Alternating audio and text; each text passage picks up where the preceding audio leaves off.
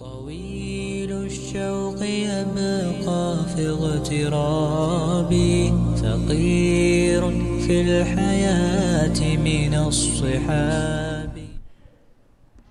Jadi mohon pertanyaannya ditulis kemudian diserahkan ke panitia. Terima kasih. Assalamualaikum warahmatullahi wabarakatuh. Innal hamdalillah nahmaduhu wa nasta'inuhu wa nastaghfiruh wa na'udzu billahi min shururi anfusina wa min sayyiati a'malina. May yahdihillahu fala mudilla lahu wa may yudlil fala hadiya lahu. Asyhadu an la ilaha illallah wahdahu la syarika lahu wa asyhadu anna Muhammadan abduhu wa rasuluh. Ya ayyuhalladzina amanu taqullaha haqqa tuqatih wa la tamutunna illa wa antum muslimun. Ya ayuhan nasu taqu rabbakum alladhi khalaqakum min nafsin wahidah wa khalaqa minha zawjaha wa batha minhuma rijalan katsiran wa nisaa'a wattaqullaha alladhi tas'aluna bihi wal arham innallaha kana 'alaikum raqiba. Ya ayyuhalladzina amanu taqullaha wa qulu qawlan sadida yuslih lakum a'malakum wa yaghfir lakum dhunubakum wa may yuti'illaha wa rasulahu faqad faza fawzan 'azima. Amma ba'd.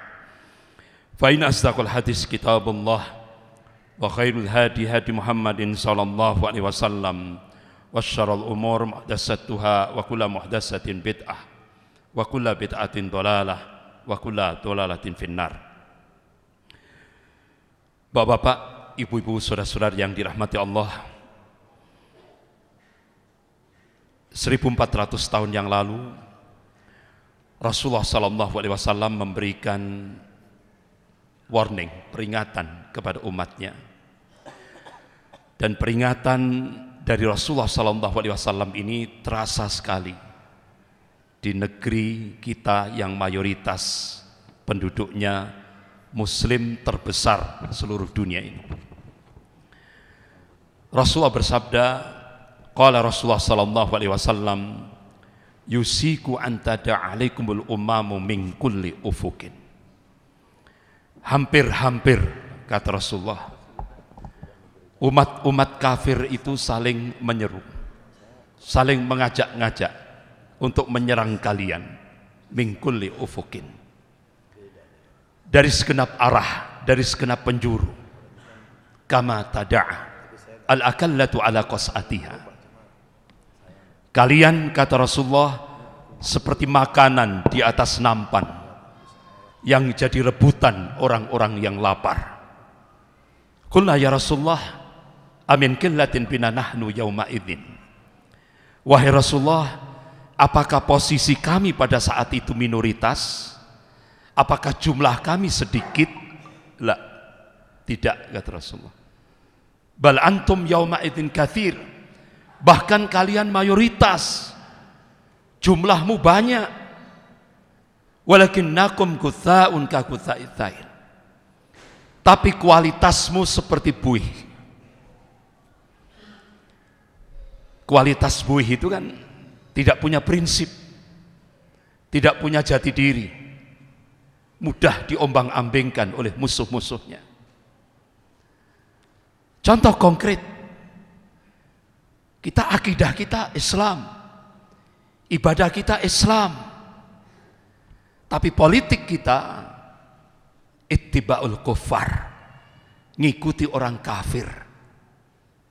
Ekonomi kita ittiba'ul kuffar, ngikuti orang kafir.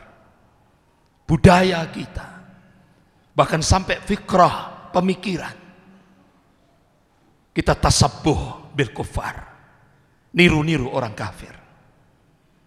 Ini benar-benar real, nyata.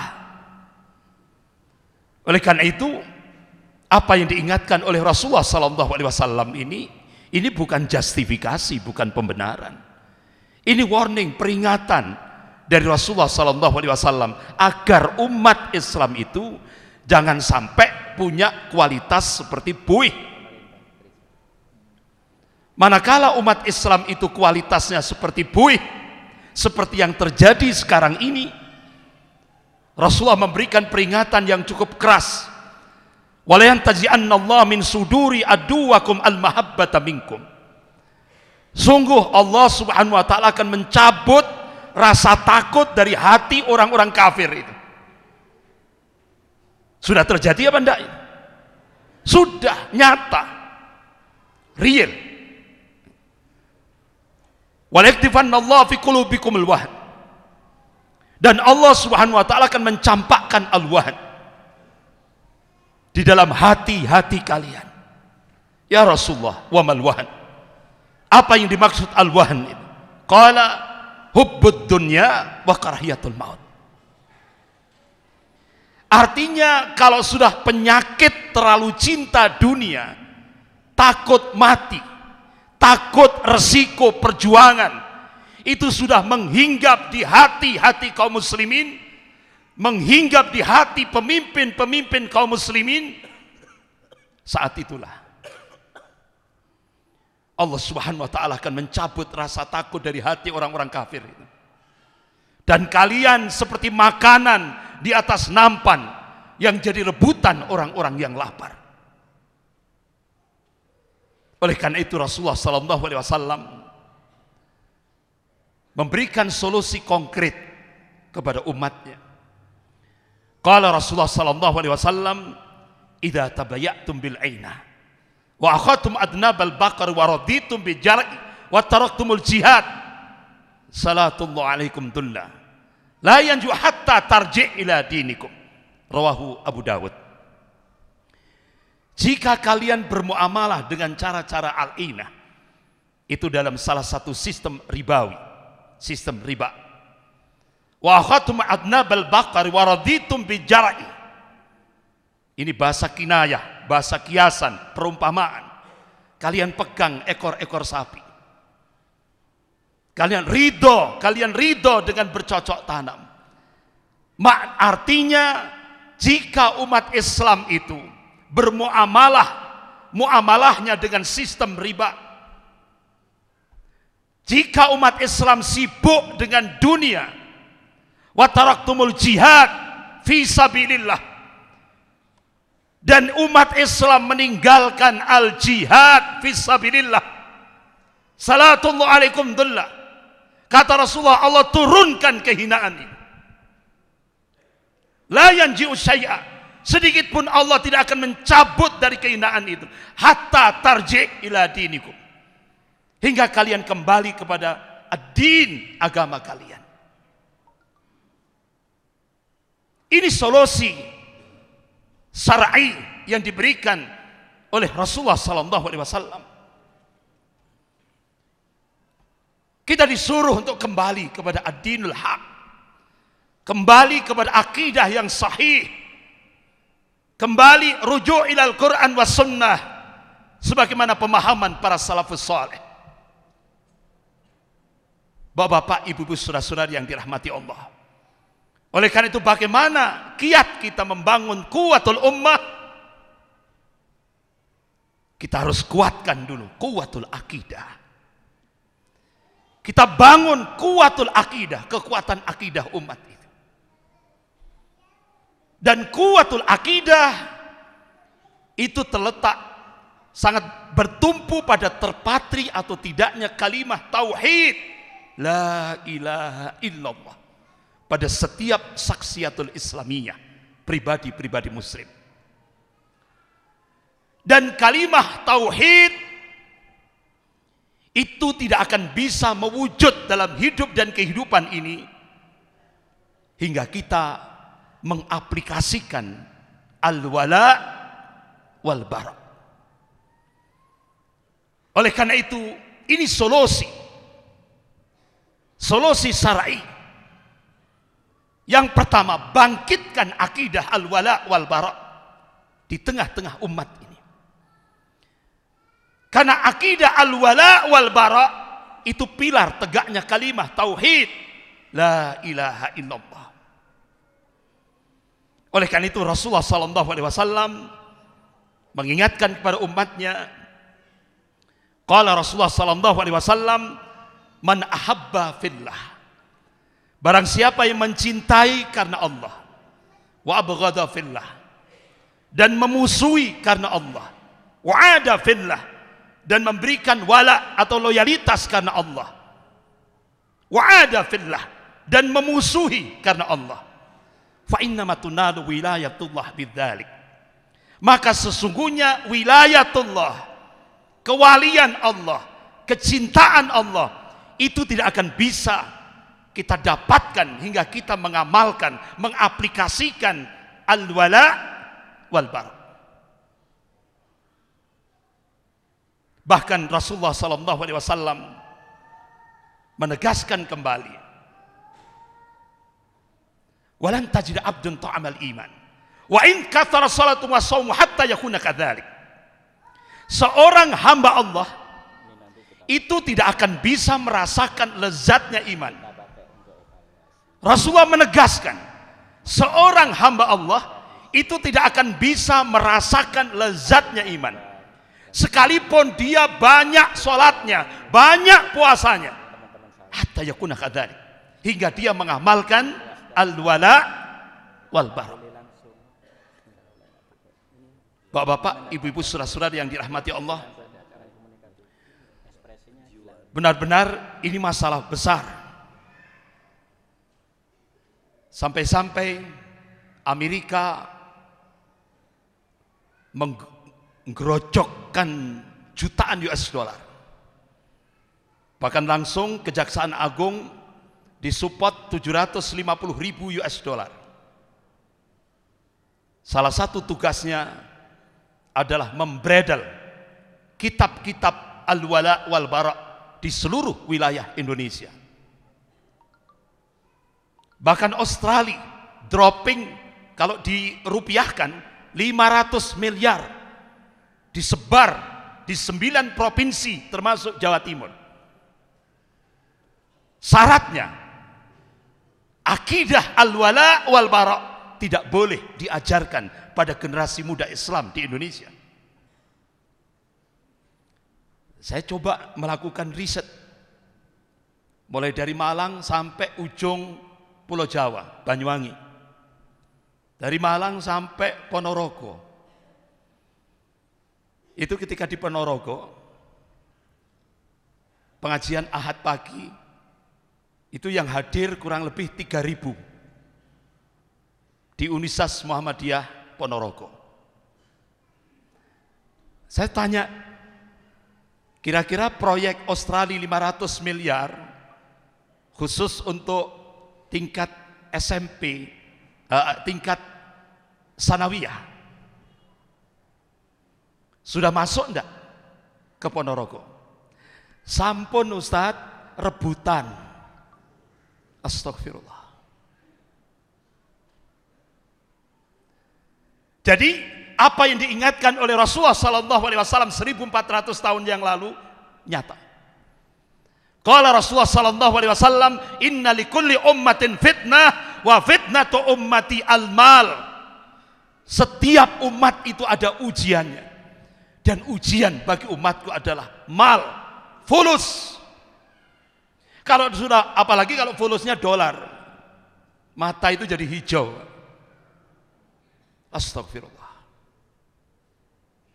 Solusi yang kedua yang diberikan oleh Allah dan Rasulnya dalam rangka membangun quwwatul ummah, ayo kita kobarkan semangat jihad fisabilillah di tengah-tengah lemahnya kaum muslimin.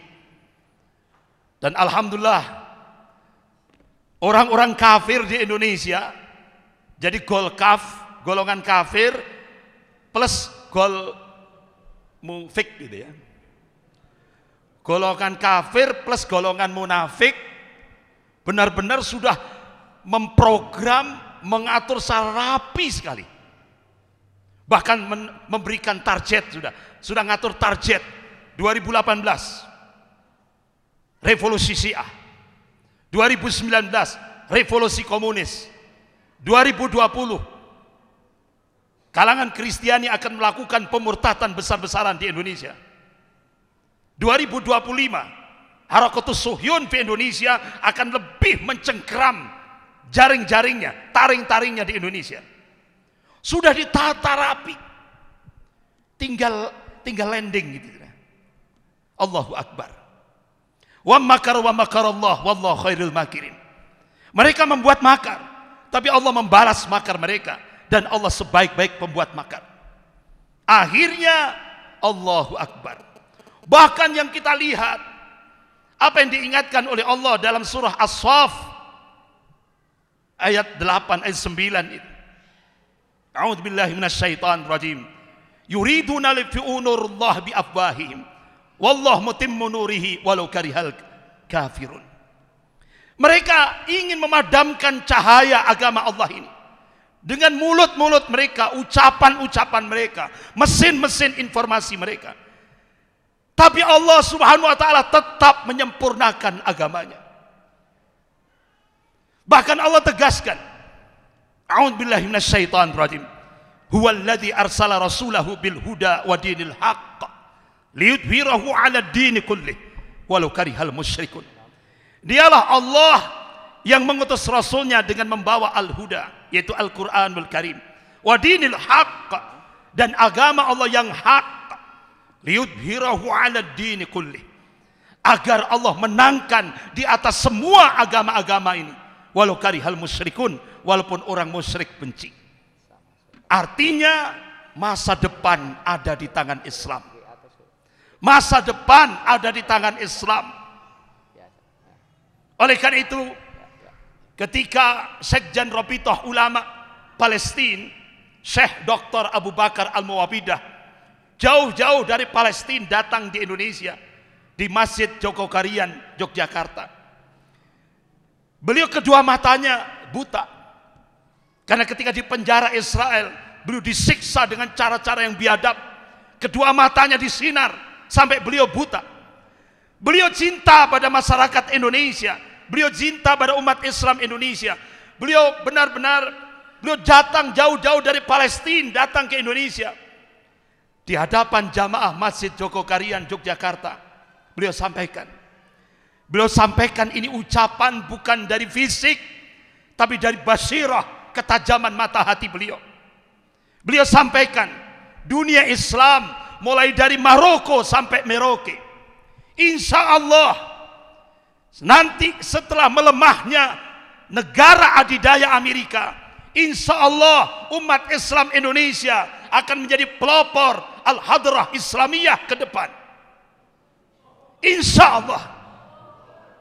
Oleh karena itu, beliau sambil meneteskan air mata, wahai saudaraku kaum muslimin Indonesia, genapi syarat-syaratnya, supaya kalian layak dipilih oleh Allah untuk menjadi pusat barometer Al-Hadrah Islamiyah, peradaban Islam ke depan. Kenapa? Umat Islam di Indonesia ini benar-benar dilecehkan. Umat Islam di Indonesia yang mayoritas ini benar-benar direndahkan, dihinakan, sampai kitab sucinya benar-benar diperhinakan oleh orang kafir. Akhirnya Allah berikan ta'yidullah, Allah turunkan pertolongan. Allahu Akbar. Allah plesetkan ucapan Ahok. Allah plesetkan ucapan Ahok, sehingga akhirnya terjadilah pergerakan. Sebagaimana saya teringat ungkapan Khalifah Umar bin Khattab radhiyallahu an. Kami, kata Khalifah Umar bin Khattab radhiyallahu an, umat yang dimuliakan oleh Allah dengan Islam. Akan tetapi jika kalian mencari kemuliaan selain Islam, pasti Allah perhinakan. Akhirnya Allahu Akbar, ini sudah pertolongan Allah. Sampai presiden kita bingung, tidak bisa tidur. Dia datangi Prabowo, dikira ini yang menggerakkan Prabowo. Akhirnya dia tuding SBY. Mungkin ini SBY yang menggerakkan. Akhirnya SBY marah betul ini, sampai mengadakan konferensi pers. Akhirnya SBY memberikan kritik, ini intelijennya error. Intelijen error ini. Akhirnya kok tambah bergerak lagi. Presiden memanggil MUI, memanggil pengurus Muhammadiyah, pengurus NU. Tidak taunya semakin besar. Lupa presiden kita. Siapa yang menggerakkan ini? Lupa dia. Padahal yang menggerakkan umat Islam seluruh Indonesia, mulai dari Papua, Ambon, Maluku, Sulawesi, Kalimantan, Sumatera, Jawa, Bali, NTB, NTT, sampai NTB itu gubernurnya yang mimpin langsung. Siapa yang menggerakkan ini? Jadi presiden kita lupa bahwa yang menggerakkan ini adalah yang mempunyai surah Al-Maidah ayat 51 itu. Allahu Akbar. Bapak-bapak, ibu-ibu, saudara-saudari yang dirahmati Allah. Oleh karena itu, solusi yang kedua, kobarkan semangat jihad fisabilillah di tengah-tengah umat ini. Rasulullah mengingatkan, qala Rasulullah sallallahu alaihi wasallam, ra'sul amril Islam wa amudus salah wa dhirwatus sanamil jihad fisabilillah. Hadis sahih riwayat Muslim. Pokok sesuatu itu adalah Islam, tiangnya salat, puncak amal di dalam Islam itu adalah al-jihad fisabilillah. Itu puncaknya amal di dalam Islam. Kita diperintah oleh Allah dalam Al-Quran, kita diperintah salat kurang lebih 6-8 ayat. Kita diperintah oleh Allah untuk puasa, saum dalam Al-Quran kurang lebih 2 ayat. Tapi kita diperintah oleh Allah Subhanahu wa taala di dalam Al-Quran untuk jihad bil mal wal anfus kurang lebih 265 ayat. Allahu Akbar. Oleh karena itu Rasulullah memberikan peringatan, barang siapa dari umat Rasulullah selama hidupnya belum pernah berjihad di jalan Allah, selama hidupnya belum pernah terbersit hatinya untuk jihad fisabilillah di jalan Allah, kalau dia mati saat itu, matalah su'batin min nifaq, maka matinya termasuk dalam salah satu cabang kemunafikan.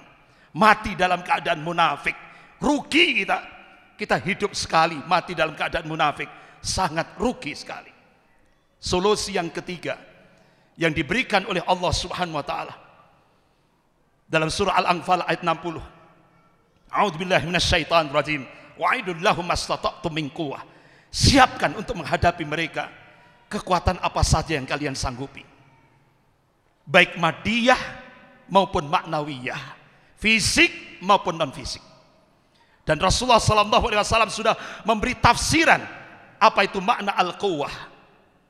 Sebagaimana Rasulullah mengabarkan, qala Rasulullah sallallahu alaihi wasallam, makna al-quwwah yaitu ar-ramyu. Ila anal quwwah ar-ramyu. Ila anal quwwah ar-ramyu. Jadi al-quwwah itu adalah melempar. Saya kira kita sudah paham semuanya. Oleh karena itu tidak boleh ada penafsiran selain itu, karena sudah ditafsiri oleh Rasulullah sallallahu alaihi wasallam.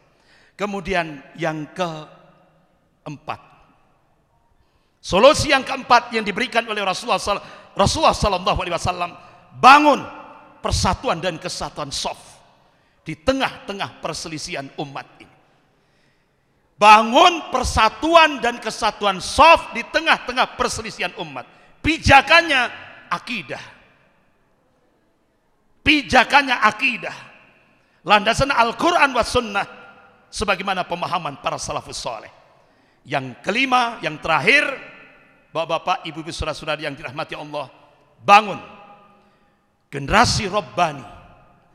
Bangun generasi Rabbani, yaitu generasi yang semua aktivitasnya, fikrahnya, pola pikirnya senantiasa rujuk ilal Quran wa Sunnah sebagaimana pemahaman para salafus saleh.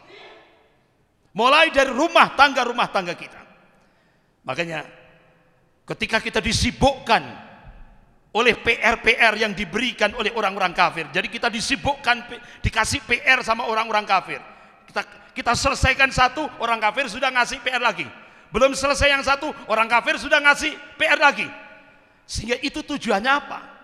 Supaya kita lupa pada PR kita yang paling besar, PR kita yang paling strategis, PR kita yang paling fundamental.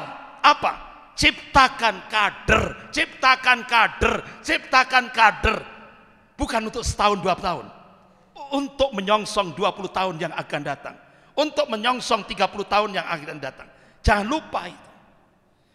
Oleh karena itu kita harus, walaupun kita punya cita iskariman au mutsyahidan, hidup mulia atau mati syahid, tapi jangan lupa ada yang kita tinggalkan setelah kematian kita. Ini yang harus kita jadikan, harus kita korbankan waktu, tenaga, pikiran kita untuk menyiapkan generasi kita yang selesai kematian kita. Kader. Dan kita harus memastikan kader yang kita kader itu, kita harus bisa memastikan bahwa dia menjadikan Al-Quran wa Sunnah sebagai konstitusinya, bukan konstitusi manusia. Sekian, lebih kurangnya saya mohon maaf yang sebesar-besarnya. Saya kembalikan pada moderator.